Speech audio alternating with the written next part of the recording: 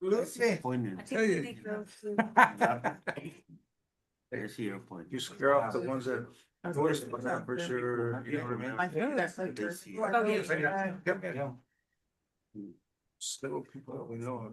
Well, good morning and welcome everyone to the Monterey Salinas Transit Board of Directors meeting of March 9th. The time is 10 a.m. and at this time, I would like to go ahead and call this meeting to order. With that, I will ask Jeanette to call roll. And for the record, Director Ed Smith is not feeling well, so we'll have him announce out. So he is joining us via Zoom. Okay. So City of Carmel by the Sea. Absent. City of Delray Oaks. Here. City of Gonzales. Here. City of Greenfield. Absent. City of King. Absent. City of Marina. Here. City of Monterey. Present. Did you want to mention? Yeah. Director Smith, will you mention your Yes. us via Zoom, please? Yes, I'm gonna be using a Just Cause today. I'm ill and I really don't want to spread anything to the rest of you. So I'll fully participate on Zoom and I'm located at 408 Cali Principal in Monterey. Thank you so much, Ed, for joining us. I know you're under the weather. City of Pacific Grove. Here. City of Sand City. Here. City of Salinas. Yes, we. City of Seaside. Here. City of Soledad. Here. And County of Monterey. Present. Thank you, and sure you have a quorum. Thank you, Jeanette. With that, I would like to ask Director Worthy if she would lead us in the pledge of allegiance. All right. Ready, salute. I pledge allegiance to the flag of the United States of America and to the republic for which it stands, one nation under God, indivisible, with liberty and justice for all. Thank you. With that, we will go to item 3, review of highlights and agenda. And is Carl taking this or Lisa? So I'll be taking this, although Carl is joining us via Zoom and waving. And Michael Laredo, your general counsel, is also joining via Zoom. So Carl asked me to step in. He'll be taking item 4-4 later on the agenda. Couple things I wanted to highlight. Your financial reports were all caught up. So you have December and January. After a little bit of rocky road, not the good kind, not the ice cream, in the finance department. So we're now all caught up. Item 3.7 is a contract for updating our transit design guidelines and doing an ADA analysis for our entire system. 3.8 is another contract for coastal access and bicycle pedestrian improvements project, which is a requirement under our coastal development permit for the surf project. Those will be looking at bike and ped improvements at the 8th Street Bridge in Marina and at DeVarty in Seaside. There's also item 3-9 to surplus 32 MST owned vehicles. There are quite a mix of those types of vehicles, big, small, medium. And if you have any community groups that would like to request a donation of those vehicles, talk to myself, Carl, or Norm. We can get them in touch with the appropriate person. We have a reappointment of the Mobility Advisory Committee members on your agenda, and we'll be receiving an update from Carl and team on Measure Q polling results that were conducted in February. There's an update on surf construction and authorization for Carl to sign a purchase and sale agreement with the Salinas Valley Solid Waste Authority. And that concludes the highlights of the agenda. Thank you, Lisa. And with that, we'll go ahead and move on to the next item 2, public comments on matters not on today's agenda. So at this time, members of the public may address the board on anything that is not on today's agenda. Items on today's agenda, we will open it up at that time for public comment. So with that, public comment is open.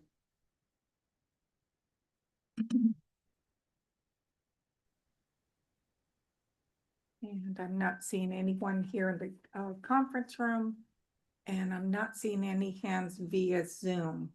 So we'll go ahead and close public comment and move on to the next item 3, the consent agenda.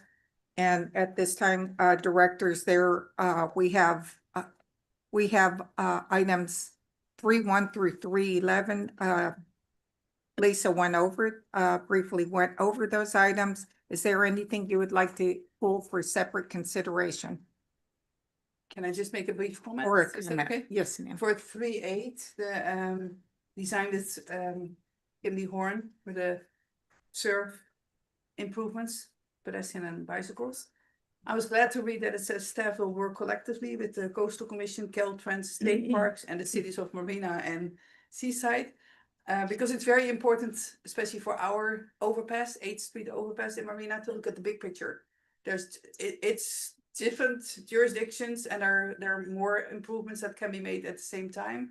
So thank you for working with them. And our city is especially interested in hearing about the railing for the 8th Street overpass, what that will look like. Because that will be seen by many, many people.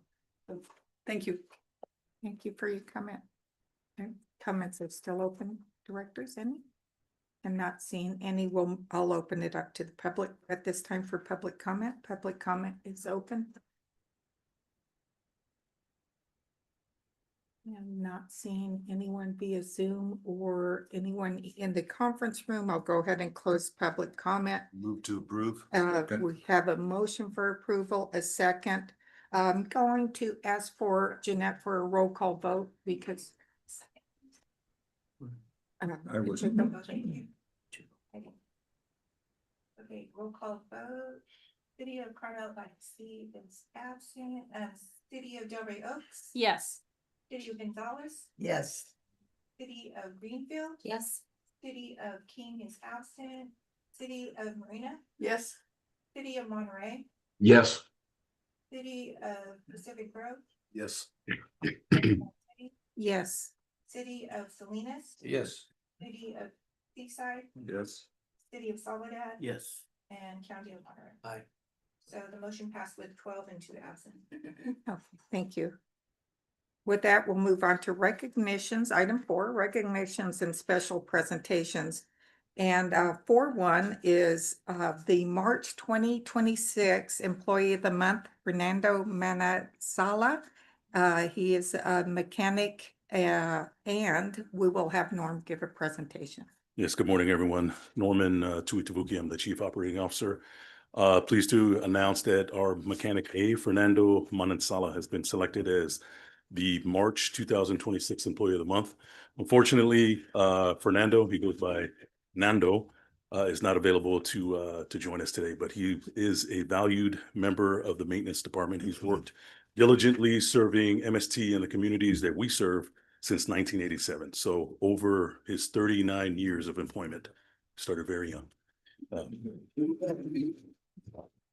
Thank you. Appreciate that. He has been recognized, or he is recognized as a leader within the maintenance department. He frequently supports new employees through training, mentoring, and providing guidance on technical problems and issues that arise throughout the course of their normal day. We often look to Nando when we're faced with complex issues. He's one of those employees that are we consider a go-to employee. He's an expert in his field in bus maintenance. Fernando maintains an exemplary attendance and safety record and consistently demonstrates a strong commitment to MST's mission. And it's for these reasons that we are here to recognize Nando. So please join me in congratulating Nando on his 39 years of service and this well-deserved recognition.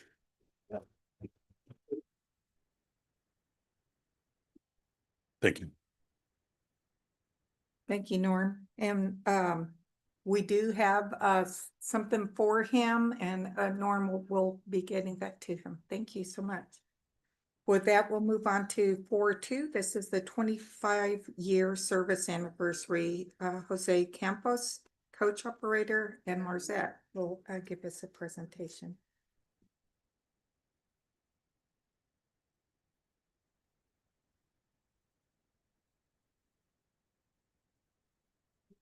Morning.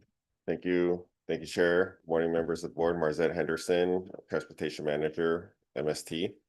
I'm here to recognize and happy to recognize a career milestone for coach operator Jose Campos, who has been a steady and much respected coach operator presence at MST for 25 years. I'd say Mr. Campos personifies what it means to serve our community with professionalism, consistency, and genuine care. He's what I would call one of our silent heroes. He does his job so well that you just you don't think about him. Because you know he's going to show up and do his job as expected, above and beyond.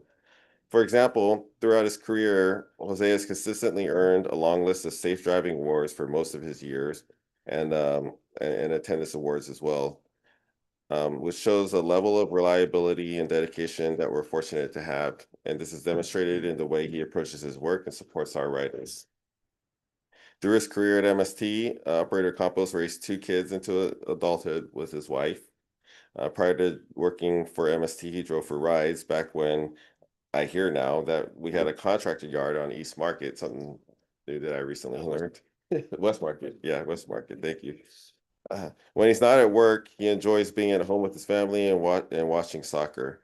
Mr. Campos, your 25 years of service represents thousands of passengers safely transported, countless days of showing up ready to serve, and a legacy of excellence at MST.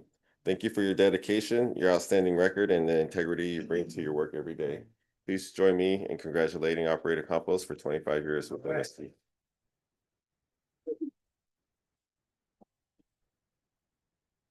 Well, good morning to everyone. I just want to say thank you to MST board and MST staff. I'm being here for 25 years already, like you hear. And I mean, time passed by and so quick. But thanks anyway to anyone in here and to MST. Thank you.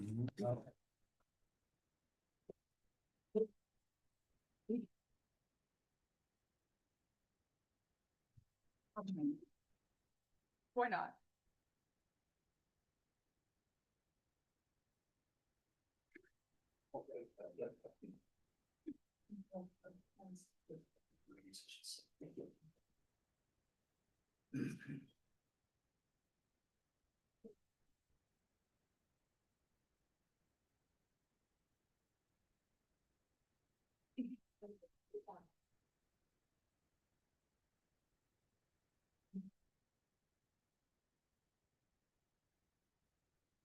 And with that, we have one more 25-year award. So I would like to ask 25-year service award for Arthur Culbertson, utility service person, and Norm will give us that Yes, presentation. thank you. Appreciate the opportunity again to be here before you. Unfortunately, Arthur, he goes by Art Culbertson, wasn't able to join us today. He is a 25-year employee of MST. Art started as a coach operator, and I did some quick math about the number of years multiplied by the number of miles that I think he traveled. And I'm estimating that he traveled about 650,000 miles while he was operating an MST coach. So congratulations there to Arthur. To Art. Several years ago, Art transferred into the maintenance department where he currently serves as a utility service person. He's responsible for detailing our vehicles, fueling our vehicles, and then responding to other work requests that come out through the course of his normal workday. Art is a musician. I've learned that he's very passionate about music, and if you're lucky, you might be able to catch him playing here locally. So please join me in congratulating Art for his 25 years of dedicated service to MST and to the communities that we serve.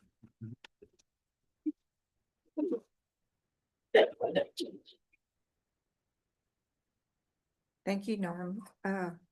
With that, we do not have any, item 5, no public hearings. Oh, I'm sorry, I jumped again. 4.4, at this time, we'll receive the 2026 Measure Q polling results presentation, and Carl Sador give us that. Earl? Sorry, just trying to find my mute button. So is the presentation up? Do we have anyone from Tulchin Research, Corey or Ben online? Or is it just me? Raise the volume. Can we raise the volume a little or speak closer to the mic, Pearl? Carl, this is Corey. I'm here as well, and I believe Jared is on as well. Okay, so let's start with Corey and Jared, and then I'll finish up. Great. Well, thank you, everyone. I know we have a little time. We have a lot of data here. I'm going to kind of run through as a brief kind of synopsis of this polling that we've done, and then give a little time for questions and answers. Jared Boygan is also on here with Team Civics. He is an expert in ballot measures and has worked with us along the way since the 2014 measure here. And we just really appreciate your interest and desire to move this forward. So let me just go into the data here real quick. If we could go to the next slide. So this is just a quick synopsis of the methodology we used for this. This is a election of 800 likely 2026 voters. We fielded this we just got out of the field a month ago. So this is fairly fresh data. And you'll see, we are also utilizing data that we are comparing to our testing in May of 2024, as well as this data as well. So if we can go in the next slide.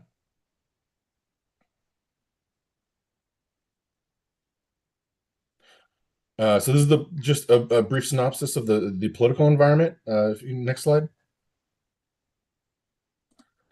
So the direction of Monterey County has not changed a huge amount since 2024.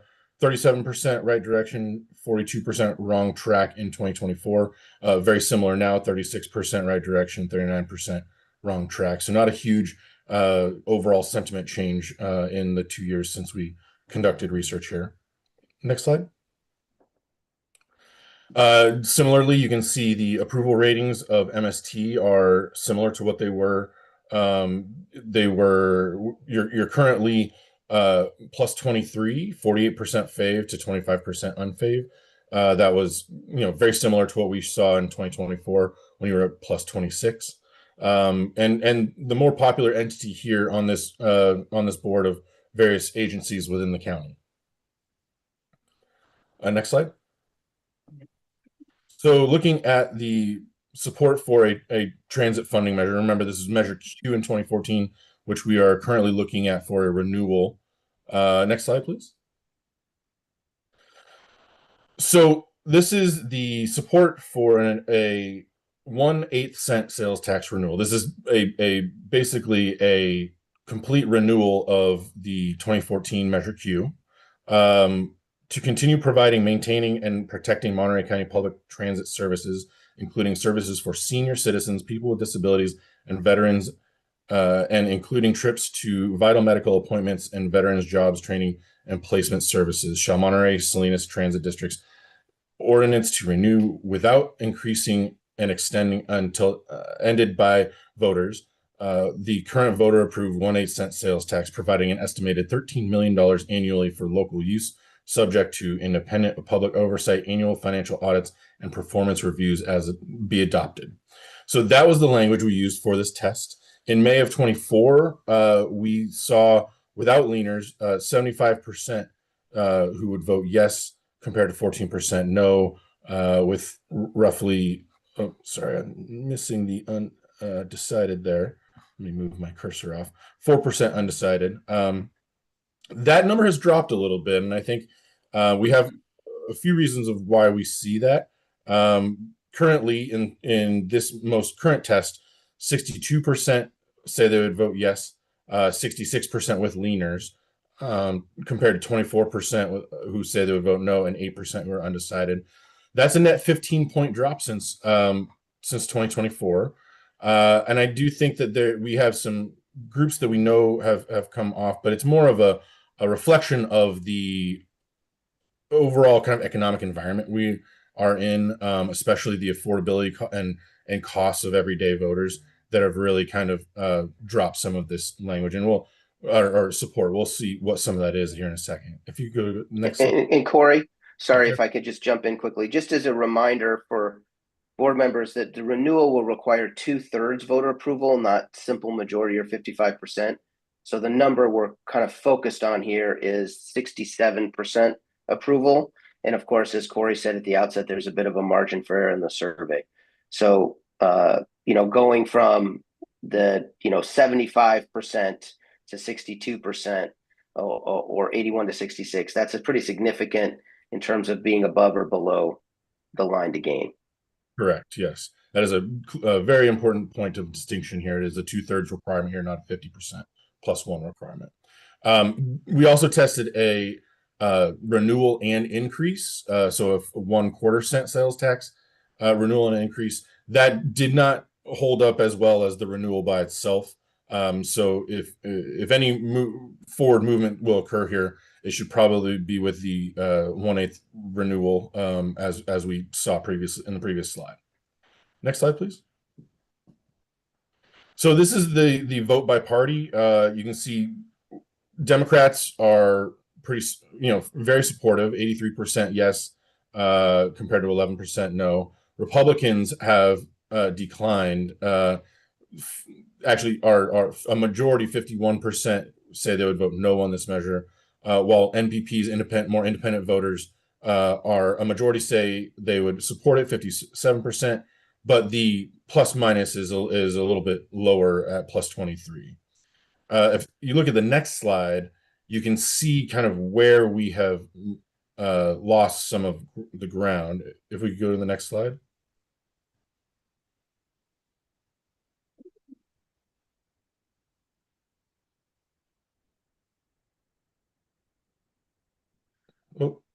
Oh, back up one. There we go. So you can see that this is where the vote was in terms of partisanship 2 years ago, plus 79. So Democrats have only lost about 8 points. However, we've lost essentially about 60 points from Republicans and 30 points net from NPPs and independents. So most of the drop off has come from the more conservative end of the district overall. Again, Corey, sorry, just to clarify. So among likely voters, we probably have about 53% Democrat and about 23% Republican. And the balance is about, so that'd be about 24% of independent. So roughly think of it as a quarter of your voters are Republican, a quarter independent, and half are Democrats. So, for that kind of movement among a quarter of your voters, that's significant. And particularly, so some of the Republican movement is a partisanship move, obviously, as we start thinking about tax measures and people retreat to their partisan corners. But you also are seeing among independents who are, very often the swing voters and this kind of thing, and sometimes with Democrats, that the economic concerns that Corey mentioned at the outset, that's really where we are seeing in a lot of polling around the state, when people start to feel the pocketbook pinch of, tariffs or gas prices or what have you.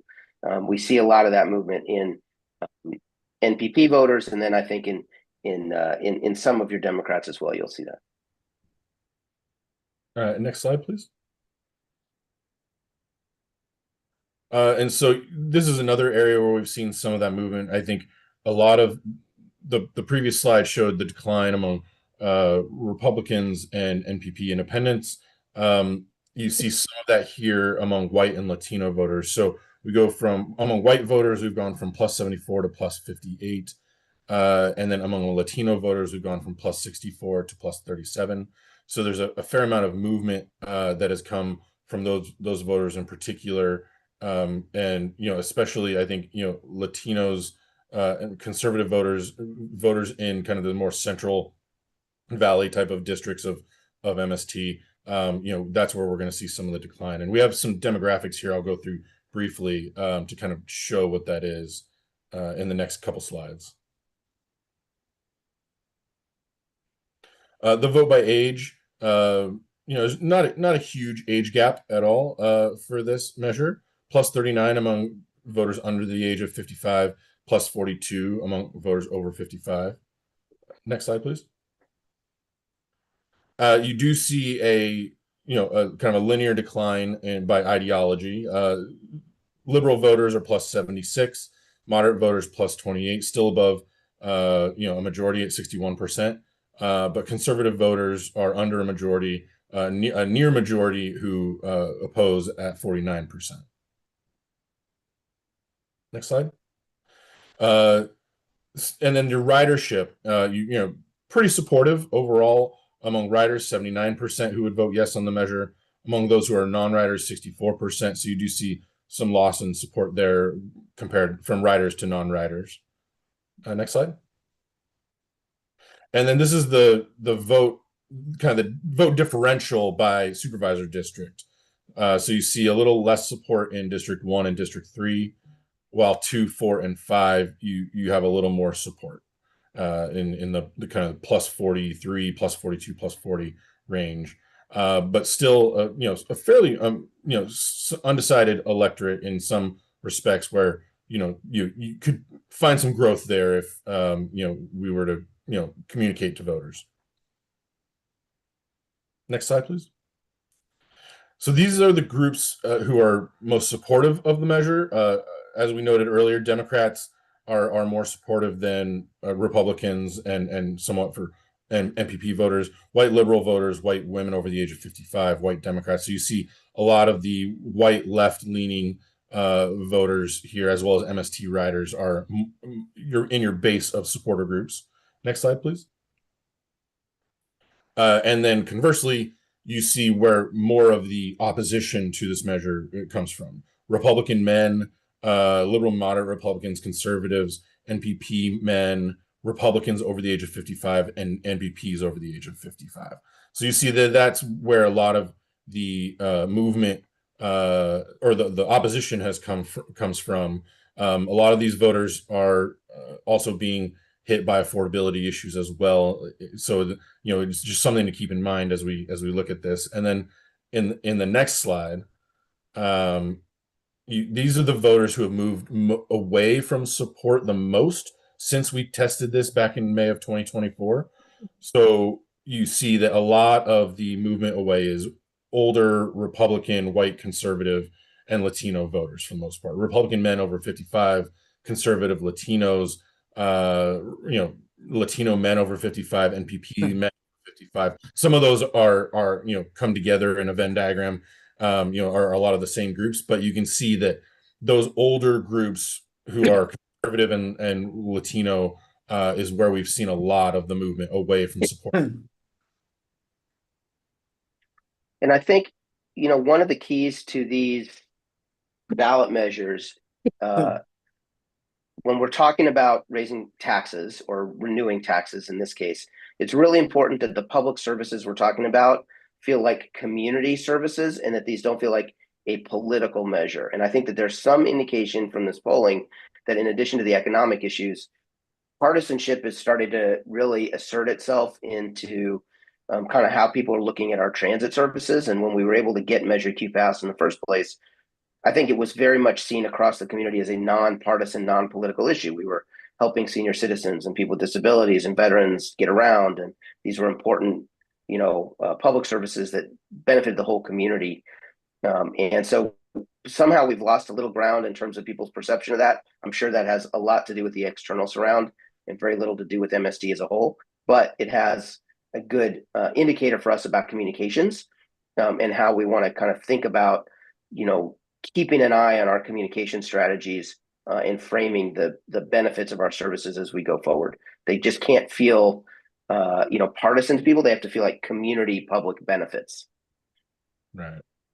Yeah, and thinking about some of those economic things, the items with the measure that specifically help certain sectors of the community, which we'll get to in a second, I think really helped to bring support back there.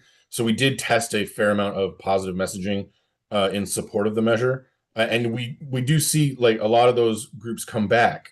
Republicans over 55, NPPs over the age of 55, Latinos over the age of 55. You see that after they hear more positive information describing the measure and the renewal, they come back towards supporting the measure and getting closer back to that 2/3 that we need to get to for passage.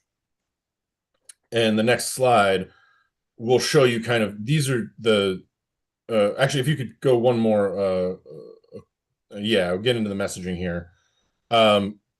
So, some of the messages we tested are very, very similar.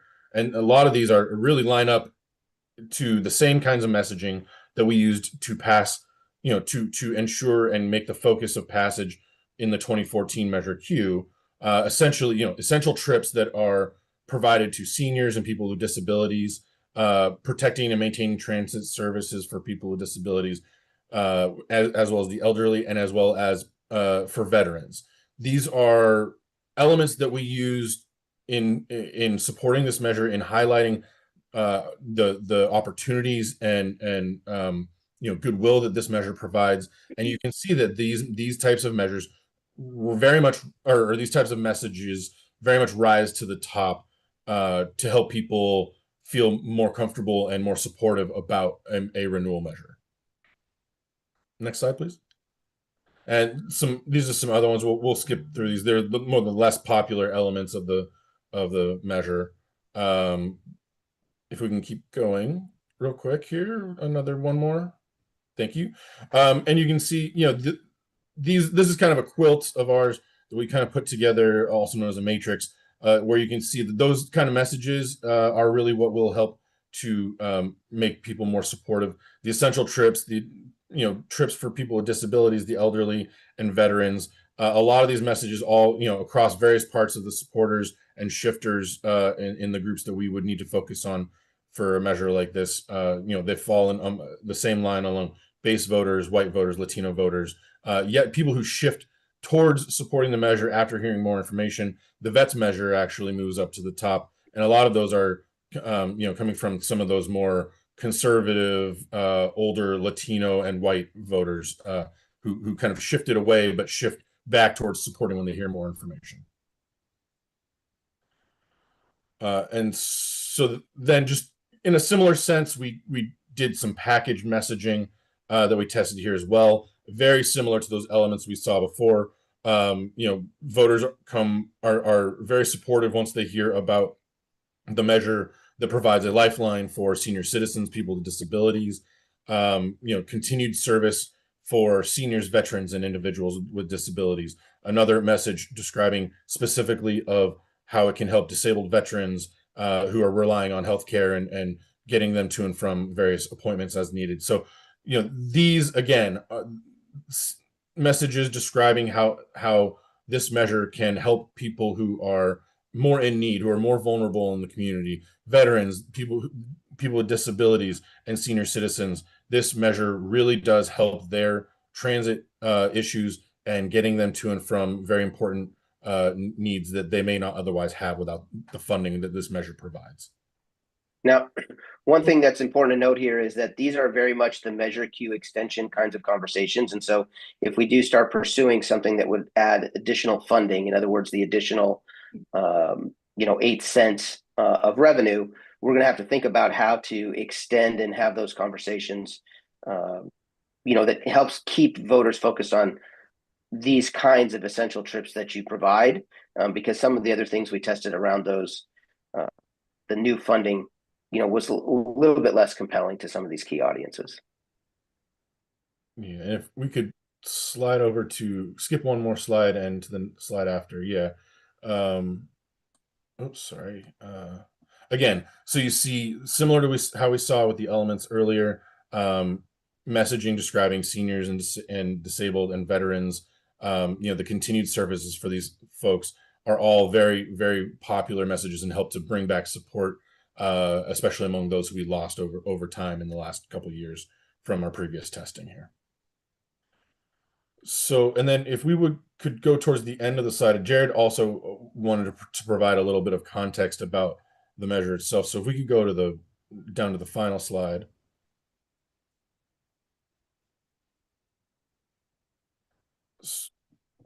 And Jared, I'll let you take this one on. Sure. So just as a quick overview here of when we think about ballot measures, a lot of us, we're all veterans of political campaigns. And so our brains kind of fast forward to that yellow arrow on this slide all the things it takes to win ballot measures, which is, lawn signs and fundraising. And we used to do phone banks back in the day. I'm sure there's many people on this call who spent many hours on phone banks for political campaigns over the years. And those things happen. And those of you who remember Measure Q remember doing a lot of these kinds of things. But they happen at the end of a ballot measure planning process. And importantly, an agency or a district cannot fund those activities. Those are privately funded and volunteer led. So when we're a public agency like MST, and we look at planning a ballot measure, we focus on these 3 blue arrows, which are appropriate public activities for planning a ballot measure. The first is testing it, which is what Corey is presenting today, the results of our scientific survey.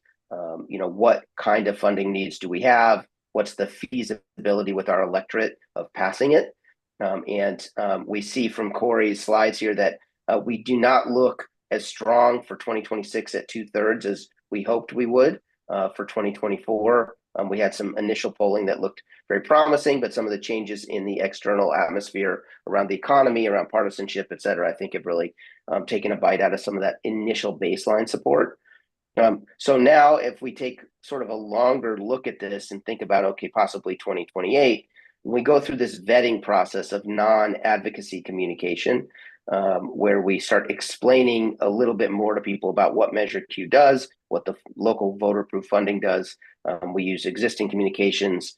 Carl already does such a great job of communicating externally to the community, so that has to continue, and continually assessing the community readiness. And then finally, the last step is we actually put a resolution or ordinance together with a ballot question and certain spending programs. So I don't think we're ready to bring anything like that back to this board anytime in the immediate future. If we were going to do it for 2026, it would be in August or July action for this agency. I think what feels likelier is looking at potentially a March 2028 or November 2028 election, which means that this agency, the board would be asked to consider something formally probably in late 2027. And would probably come back and poll with Corey and his team again prior to doing that. So that's just kind of an overview of where we are, and I think we'll pause there. Carl, I don't know if you have other framing remarks you'd like to make, and then we should have some questions.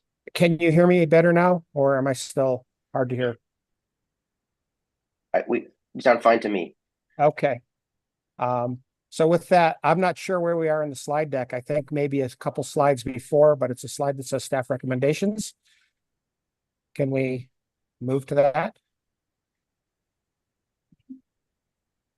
And there we are. So the results, a kind of a shocking but not surprising downturn compared to where we were, from 81% down to 66% below the 2/3 +1 majority.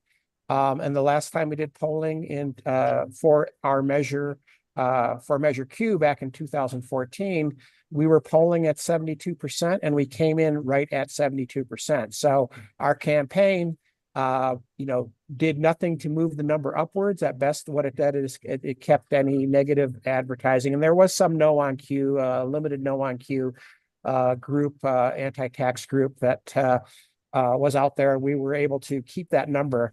So at 66%, that is not 2/3 +1. And this was done before the war in Iraq and the current surge in gas prices. And given the affordability issues, even though this is not raising taxes, this is still a renewal. I don't know that people are going to look past the word tax on the ballot. So staff recommends postponing our renewal initiative until the 2028 general election, and continue to monitor voter sentiment. Measure Q does not, we have until through 2029. So that still gives us time, and actually provides a little more sense of urgency for our campaign message, for not our campaign, of course, MST doesn't campaign, but for a campaign to message around a renewal of Measure Q. There would be more urgency in 2028 than there is today. So with that information, we recommend developing coordinated, targeted information campaigns that MST can put out there, as long as we're not advocating, we're only informing. But we can target those messages to those communities where we have lost support, where perhaps there was more bipartisan support on the support for veterans, persons with disabilities, and seniors. We need to refocus that messaging and get through some of the noise that's that's out there that may be impeding our abilities. We have seen a number of transit operators seeking special legislation in their districts to allow transit districts to place citizens initiatives on the ballot that would only require a 50% or more simple majority versus the 2/3 majority. So that is something that MST staff would like to continue to monitor, and if an opportunity presents itself to attach ourselves to a legislation that would allow Monterey Salinas Transit to pursue a citizens initiative type of ballot measure that would only require a simple majority versus the 2/3 majority. And then ongoing, just continue our polling research and continue to keep your board informed. This is $13 million a year that this Measure Q is raising for our, most of their MST rides program, but also our taxi vouchers and senior shuttles programs, and our trips volunteer programs, and they're very popular programs in the community. And frankly, the $13 million a year is not covering all of our expenses currently. So the MST General Fund is picking up about $3 million a year of these funds. So there is definitely a need for a renewal, and even argument for a renewal plus some amount of increase. But given the state of the economy, affordability issues in our community, I don't believe now is the time for us to put this forward. The risks are too high to running a losing measure, and we like to win. That concludes my section of the presentation. Happy to hear any questions from the board. At this time, directors, any questions or comments? I have a question and a comment. Director Rivera? On page 15, I'm trying to understand this. I know I'm surrounded by very smart people, but I want to make sure I understand this. Mr. Sidorik, I've heard you several times say that the Alisal, which is in this Monterey County District 1, is one of our highest riderships. Can you explain the numbers to me? Because that's a plus 28, so I'm trying to understand what. So that means the amount of favorable votes over the unfavorable votes is a 28% spread. So that's what the plus 28 means. And if you go to the slide, I think prior to this, maybe go the other way. Okay, I'm not finding it. Where we're at in the Alisal is we're not at 2/3 or over. We're over simple majorities in all the districts. I don't know that we're at 2/3 majority in any of the districts at this point overall. And the issue in District 1 would be, my guess is that it is an affordability issue. I think people are looking at this as they're paying a lot for a lot of things, and now the price of gas just got even higher for them, and that's going to drive the price of fuel and food and everything that has to be transported. So I think we're losing support in our prime districts, targeted districts, because of just the cost of everything going up. And this may be seen as adding to that burden, not relieving it. And I would like, if Jared Boygan, who does this for a living in more places than Monterey, could care to chime in if I got any of that wrong, or if there's something you feel that you want to punctuate, please help me out. Yeah, I think, Carl, you nailed it. It's another point that with these elections, we have to focus these surveys on, or Corey and his team focus the surveys on likely voters. And a lot of times our transit users are not likely, or in some cases even registered voters. And so sometimes there is a delta as you go into the registered voter universe and even the likely voter universe. You tend to get a little bit older, you get more homeowners, you get a little bit more conservative than the population as a whole. And then, of course, with transit measures overall, there's always a big disconnect between the people who use the services and the people who don't personally use the services. That's the biggest challenge in passing transit funding ballot measures, is the people who don't ride themselves. And so that's really where we see, sometimes the delta. So we can have great ridership out of a particular area, as in the Alisal, but that doesn't necessarily always translate to, the entire of District 1 being, as supportive. And I- On the comment here, Salinas just went through our general plan on Saturday. We had 4 panels and one was, the youth council. It's a very strong youth council. I'm very excited about it. You're welcome. One of the things, thank you. One of the things that was highlighted was MST. And you know what? High marks for MST with the young people. One of the concerns that they did have, and remember, these young people that are on this youth council in 2028, they're gonna be able to vote. Yes. So it's gonna be a strong group. A lot of young people are really, especially in the Alisal, they're getting very involved in the political arena, which is great. My comment is that they mentioned one specific point, going from Hartnell College to the Hartnell Alisal campus. One of the students mentioned, well, the bus only goes till 6 p.m., but sometimes classes are over at 9 p.m. So I thought, well, I better bring that up because we need to satisfy this clientele, but they specifically, they really like the service that MST is providing. But I think addressing some of their specific needs. I mean, I don't know how late the bus goes and all that, but some of them mention the buses should go a little bit longer at night. Thank you. Thank you, Joe. Yeah. Well, first of all, thanks, Carl, for the presentation and the consultants. But it seems obvious to me that we need to go with the staff recommended actions. Okay, thank you, Joe. Any other directors? And if not, I'll open it up to public comment. I'm not seeing any. Public comment is open.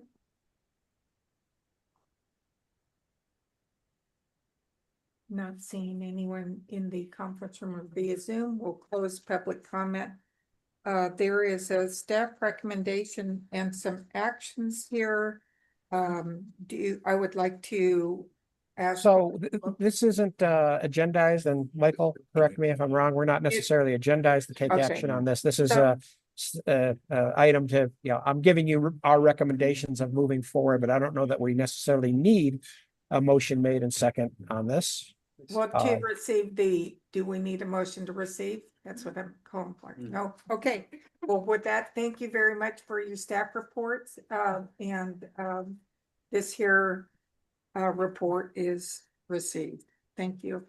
With that, we'll move on to, there's no public comments needed. We have an appointment of 6-1 appointment of nominating committee for chair and vice chair board positions for year 2026 through year 2028.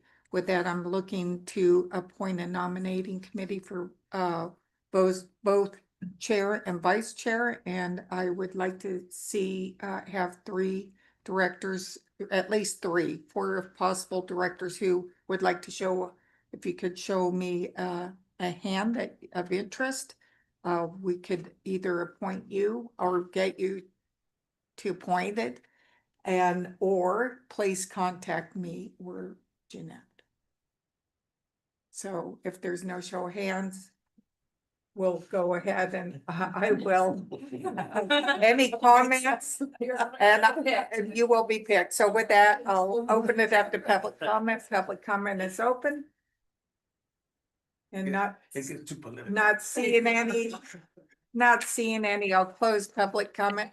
Or Elizabeth? Just a question, when do you think the most of the work will need to be done for the timing? We will planning? bring this, there will be a change in June, so we have a couple months, but either May or what, we'll see. I'll see who's willing. I'll be making phone calls this. I'll be out in May, so that's why I was asking, so Okay. I won't have time. Yeah, so April, May, so I'll contact and appoint if not.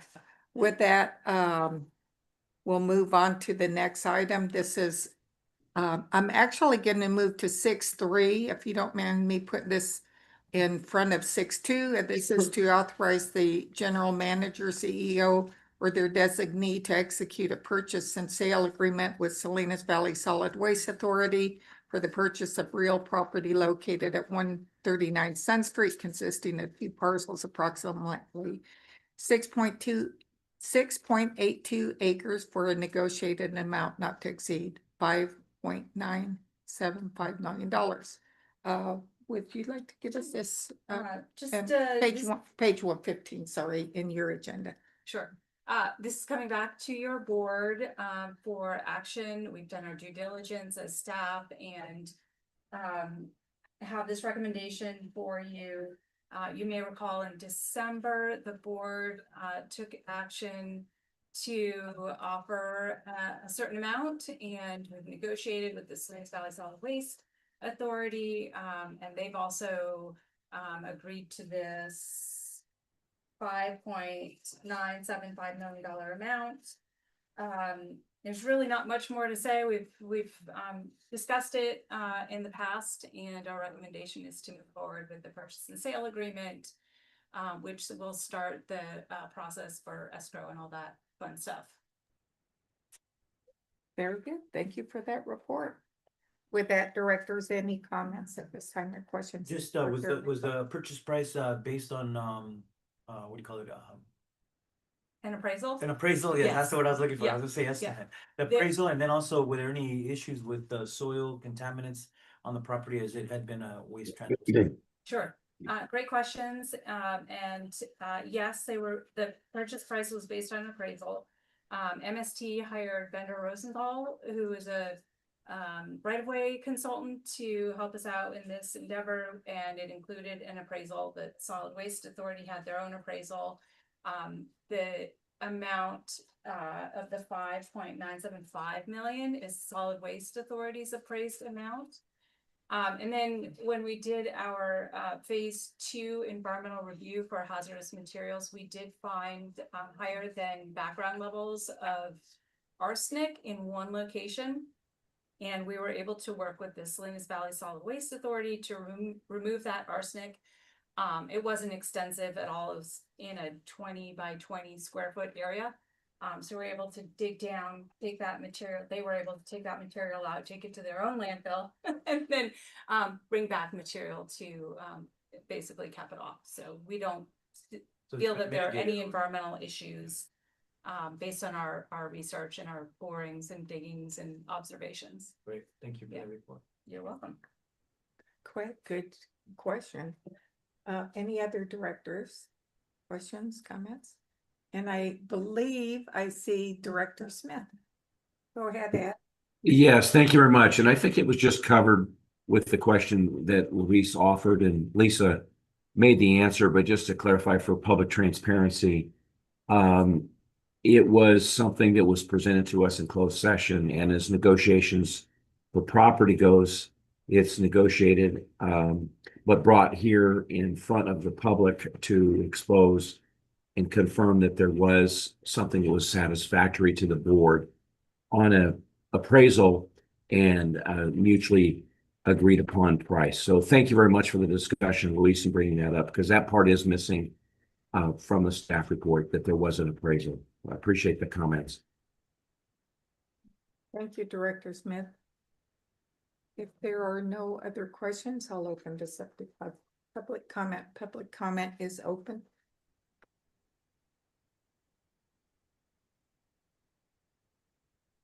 And not seeing anyone from the public. Approval? Second. That's recommendation. Public comments closed. We have a motion, Alejo, a second. Amelia, was it? Comment. Okay, and a comment, Director Barrera? Am I on? Yes. Ready? Mr. Sidorik, I want to thank you and your team. I think symbolically, what's awesome about this, we discussed this serious issue at Los Arcos de la Lizal. That was you know what? I felt like we were playing poker. It was an intense meeting. It was an exciting meeting. And you got the high cards. I want to congratulate you for that. And I want to tell you something, because I know what happens in my arena. For Mayor Donahue to support this, that was a grand slam. I mean, the way you folks worked it was great. I think once this thing is approved and we start moving on it, maybe we can put a little black and white picture of the mayor somewhere and say thank you. But you know what? This is going to be phenomenal for not only for Alizal, but for the entire county. So thank you for that good work.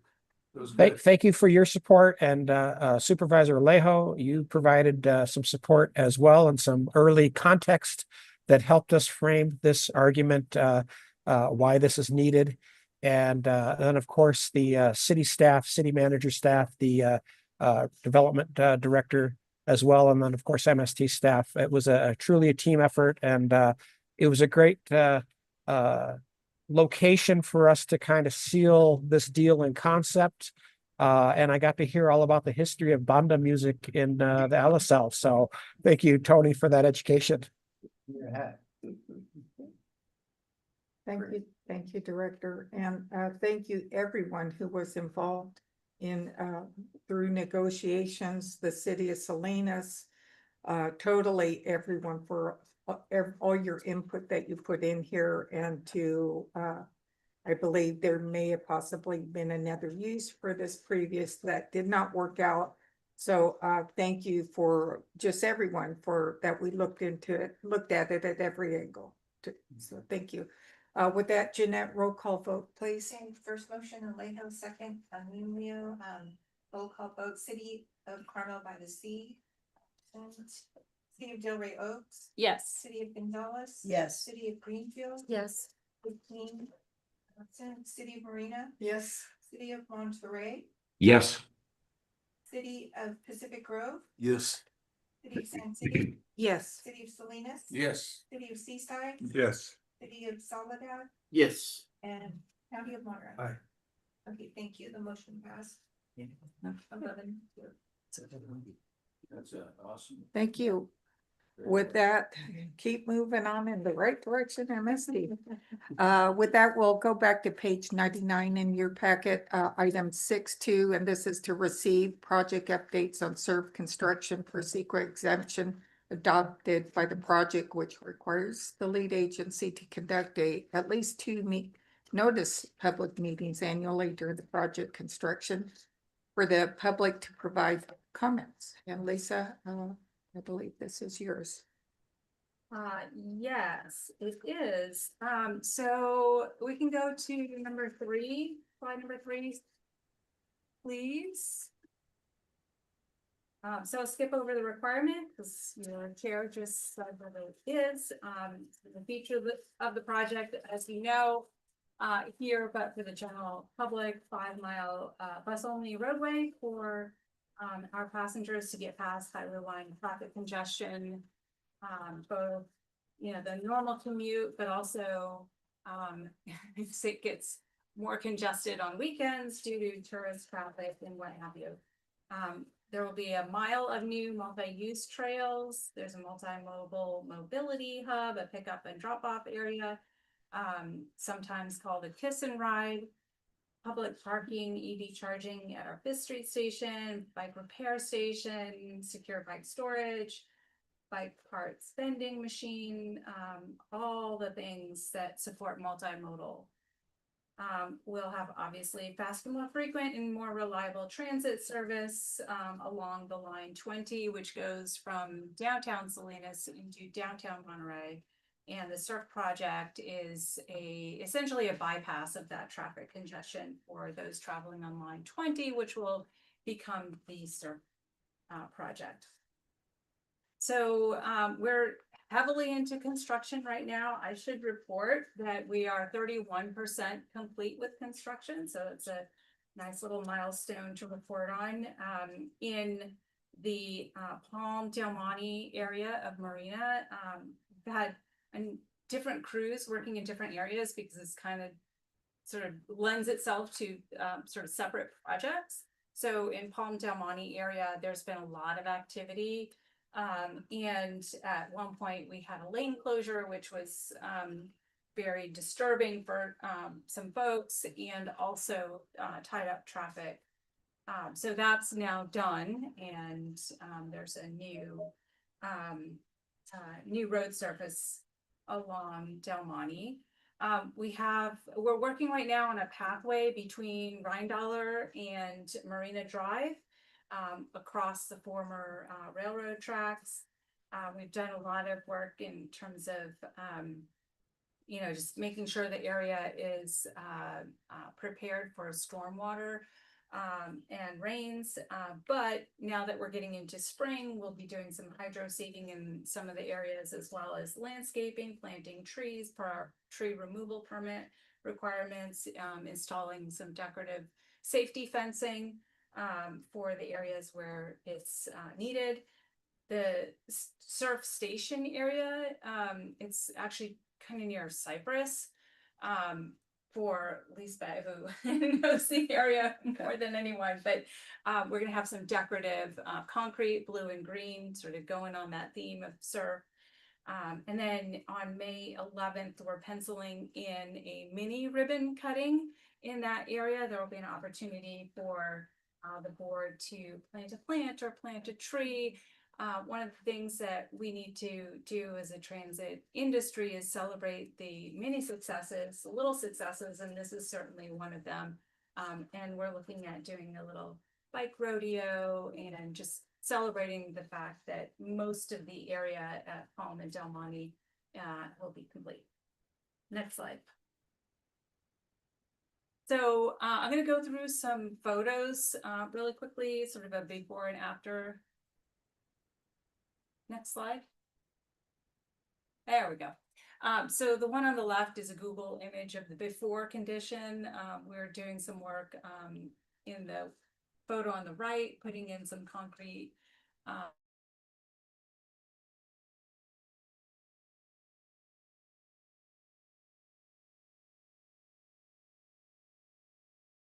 Left on this next slide is the lane closure on Del Monte.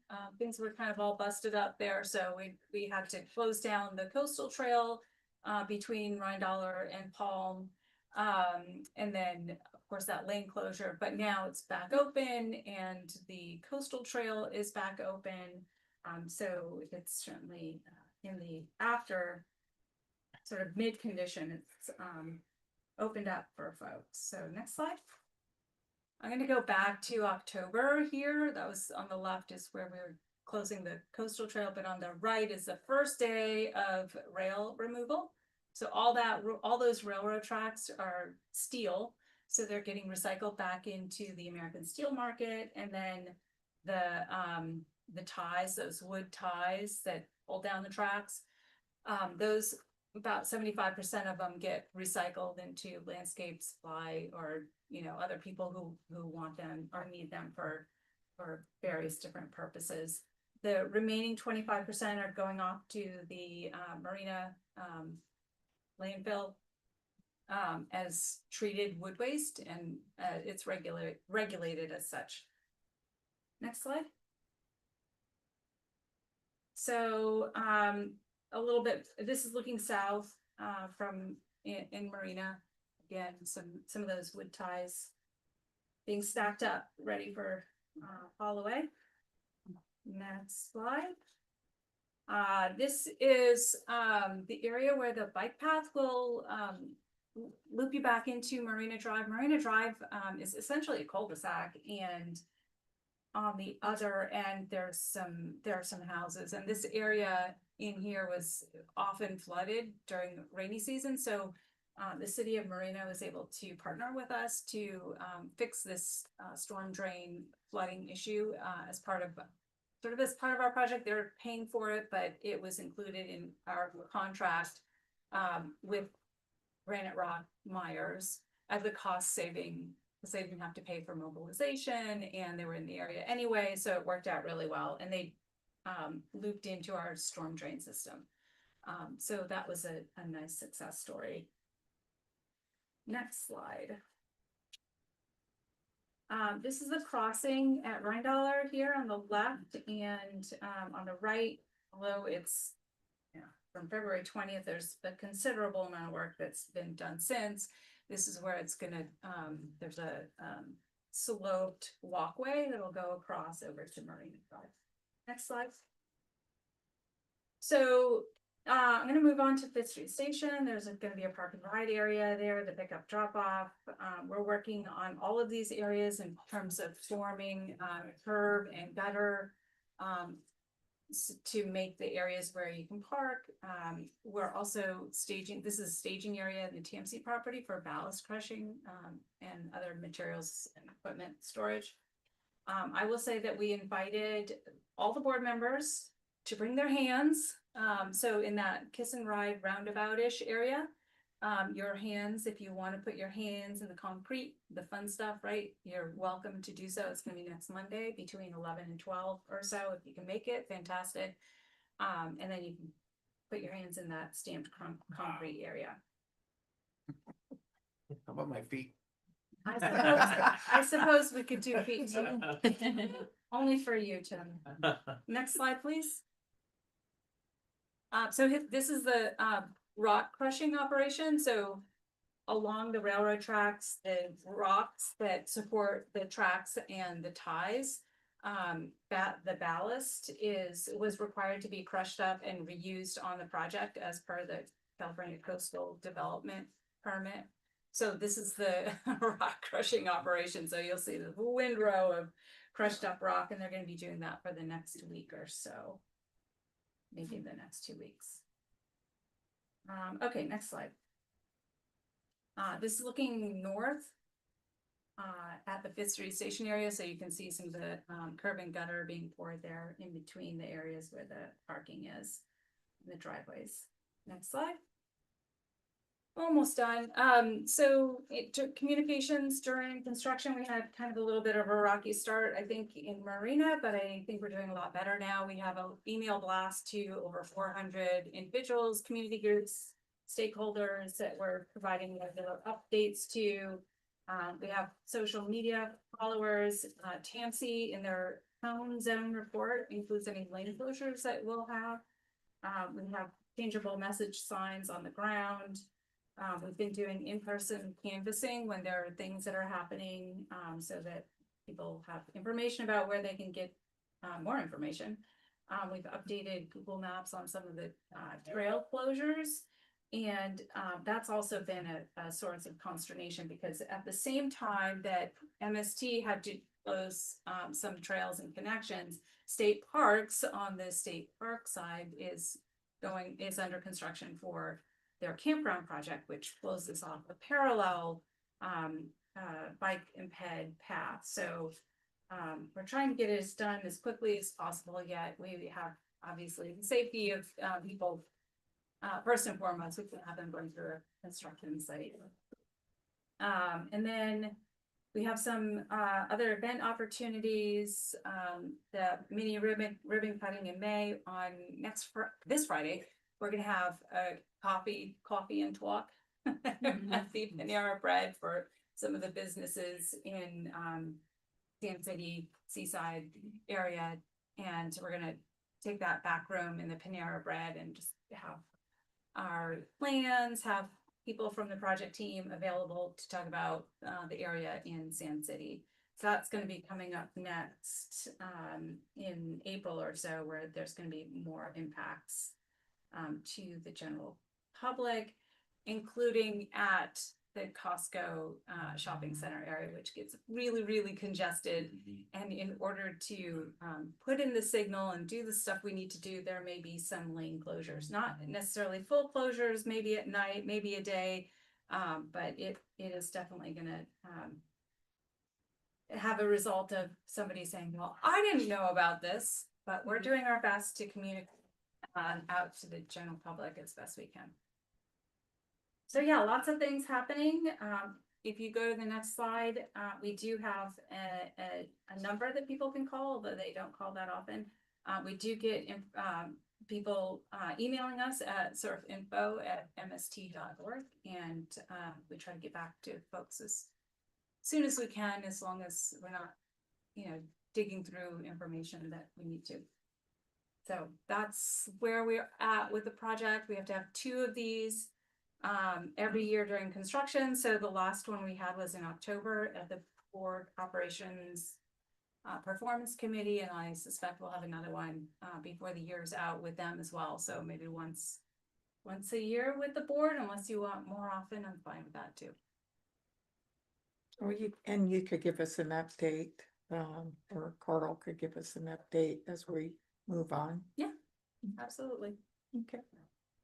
Well, thank you for your report. And with that, directors, any questions, comments? Moving along. Just comments. Thank you very much for the report, Lisa, and thank you for this project. You probably already know that I so believe in this project, and it just dawned on me this will be up and running before the 2028 elections.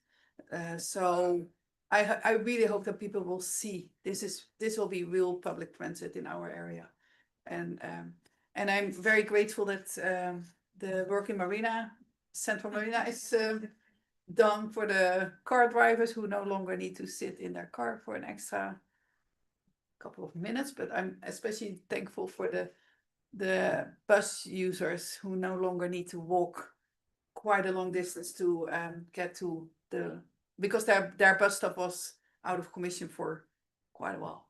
So they had to walk quite far to get on the bus. Yeah, that bus stop has been reestablished. Yes, so that's awesome. So there's no solution yet for the access to the bicycle path in South Marina. The safest solution is still to ride an extra about 3 miles. And but I've spoken with the supervisor's office, and there are no good solutions or no safe solutions. So I just hope that it will be done as soon as possible, or state parks might win and will reopen. We're in a race. Yes, it's a race. Yeah. So thank you very much. I'm excited. Yeah. And Lisa, with that, we are, I believe, isn't there a proposed bus stop there near Co Avenue as they get to Sand City for students or Right, folks so- going to school? Right, we had a public comment at one point that said, hey, why don't you have a bus stop closer to Seaside High School? So we were able to incorporate that at where the busway will come out of the big sand dune. There will be a roundabout there, and just before buses get into the busway, there will be a bus stop there, and better connection from an extension of Beach Range Road to the existing coastal trail to Seaside High School. It'll be a faster trip on transit. Okay. Great. Or walking trip. And then just a small update on bike route signage as we go through with everything temporary, the state parks is closed, the roadway through there, so we're keeping up with that. Yes. Yeah, I mean, the challenge, of course, is when there's a wind event or signage gets knocked over, but we're well aware of it, put it up as quickly as we can. All right, thank you. Any other directors' comments? And if not, I'll go ahead and open this up with public comment. Public comment is open. Not seeing anyone here in the conference room and no one online. We'll go ahead and close public comment. And I will bring it back to the directors. There is this is to receive the project update on SURF and to hold the public notice meeting. So with that, it's just receive report. Yeah. Okay. Well, with that, we'll move on to the next item, reports and information items, and I'd like to go to the CEO report, page 119. Carl, if you would like to report out. Just you have our operating report for the month, and ridership continues to grow. It's all good. And there was some action taken last month by your board with regard to tariffs. The update on that, if you recall, your board's direction was to only pay those tariffs that the Supreme Court found to be legal. The Supreme Court narrowly decided that the Trump's administration's implementation of what's known as IEEPA tariffs was not legal. That impacted basically of the 380,000-ish tariffs being charged by Gillig for our last bus procurement. That dropped that number to about 160,000 as far as those tariffs that were left remaining in place and legal. So staff is currently negotiating what the actual tariff payment will be. And so we're in the negotiation process right now with Gillig on that. That concludes my general manager's report. Lisa, if there's anything you want to add, you have the chair. Yeah, yes, do you mind? No, not Okay. at all. We wanted to report that this morning there was a fire at the 800 block of Casanova in Monterey. It was elderly care facility, and MST was called upon to evacuate, transport some folks out of there. Last count was 97, final count was 97 passengers, not including pets, and they were transported to the Hyatt. So we got them there safely. And this is yet another example of how MST, doesn't just do the normal, get people from point A to point B, but we participate and actively support our community in a lot of different ways. So that's one. And then we also wanted to introduce someone today, and Norm wanted to do that. Good morning, everybody. Norm Tukabuki, COO for Monterey Salinas Transit District. He doesn't know this yet, but I wanted to bring him up and introduce him. So we've been working with TransDev for a little over, I think, 9 months, so almost a year. This year will be a year, this summer, I believe. And throughout that whole entire partnership, they've been looking for a general manager to assume the leadership role in Salinas now, but to oversee that whole entire operation. And they've worked with very, very diligently. It took a long time to find the right person to do the job. They introduced Ola to me, myself, and also to Kevin a couple of weeks ago. We had a chance to interview him, speak with him about what he's done in the past and what he's looking to do in the future. I had a candid and frank conversation with him last week when he came on board about our expectations as MST and for the communities that we serve. So I wanted to give him a few minutes just to introduce himself. Like I said, this was unscripted. So Ola, if you would, please. Good morning, distinguished board. I call you kings and queens. It's an honor for me to stand before you. I just want to appreciate the leadership of Mr. Carl, leadership of Mr. Norm, leadership of Mr. Kevin. And it's been an awesome time. This is my 4th week in this community. I moved all the way from Kissimmee, Florida. So, but I'm happy to be here to serve the community that I'm called to serve. Thank you all very much. Welcome. Thank you. Welcome.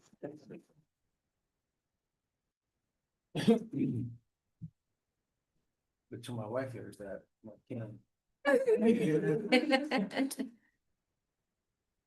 Okay. Well, welcome on board here in the community. Thank you. With that, we'll move on to federal legislation report. And do we have anyone here who would like to report out? If not, these reports are in your packet. Not seen any. We'll move on to 7.3 state legislative advocacy report. Mike, is Michael here? And if not, we will move on to staff trip reports. These are in your packet, pages 129 through 131. We need a oral report out? If not, we'll continue moving on. 7.5, I believe there was one letter of correspondence, page 133 from Jimmy Panetta, a thank you note to Carl Sidoric for visiting one back in DC. If I'm correct, I didn't Yes. bring my notes with me. Sorry, I left them on my desk. With that, we'll move to board reports, comments, and referrals. Item 8.1. Were there any meetings attended by board members at the expense of MST? Seeing none, continue to move on. Board member comments and announcements. Madam Chair, I have a request. Yes, sir. I have a request on that, when it's the right time, I would like to request a community meeting close to where, the South Street, solid waste property is. It's very important to let the business and the immediate community know what we're gonna be doing in their area. And so when it's time for that, I would like to request that we do that. Thank you. Thank Got you, it. Director. And did we have anything proposed on a schedule with that area there? Not yet. We're Okay. still really early in the planning process. All right. Any other directors' comments? Not seeing any. I will go back to there is a CTA Spring Legislative Conference in Sacramento, May 20th and through the 21st. If anyone is interested, please contact Jeanette. And probably since that is coming up soon as you possibly can, so she can make arrangements. 8.3, board member referrals for future agendas. Not seeing any. I don't want to ignore it. Director Smith. We'll move on to there is no action needed on item 9, attachments. These are you can find them online, the monthly report for December 2025 and the monthly report for January 2026. Those are listed in your agenda. There is no closed session needed. So with that, I will adjourn this meeting. And the next scheduled meeting will be April 6, 2026 at 10 a.m. And if you have anything that you would like to see on the agenda, please contact MST for accurate meeting date times and teleconference information. This meeting is concluded. Thank you, everyone. You too. Trouble up there, sir. It gets boring when you do that. I left them on the. Oh, you didn't have notes? No. Nobody noticed. Just no notes. Okay, good. Yeah. So Wendy had wanted to put her hands in the concrete, and we were doing concrete in Marina. And I said, oh, we're going to do this. Now we scheduled it for a day when she's at. I'm like, oh, so